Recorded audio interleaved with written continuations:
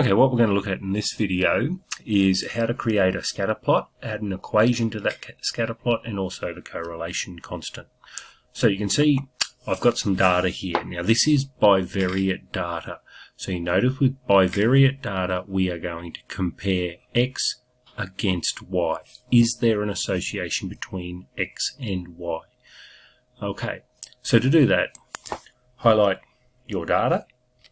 Okay, now we'll draw the scatter plot first. So you go Insert, you come over to this chart, click down, and maybe you want that one or that one. Okay, whichever one you think. Okay, I'm going to pick this one. Okay, so you can look, maybe there is some sort of a trend with that data there. Okay, so I'll just move my graph up. Now, of course, you can remember you can change the title there.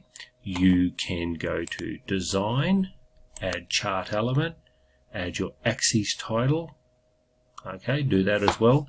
Make your graph look schmick. Okay, make it look really as good as possible. Okay, then what we can do is click on one of the data points. You just right click and it says Add Trendline. So we can do that. So this will come up over here and you can see you've got your trend line there. Okay, so now we can display the equation. So there we go, we've got our equation. You can move that around as well. Now, when you do your assignment, you will need to do this. Okay, if we go back to the trend line, and we can display our R² value there as well. And of course, remember that the closer the R² value is to 1, the more that the data fits the trend line.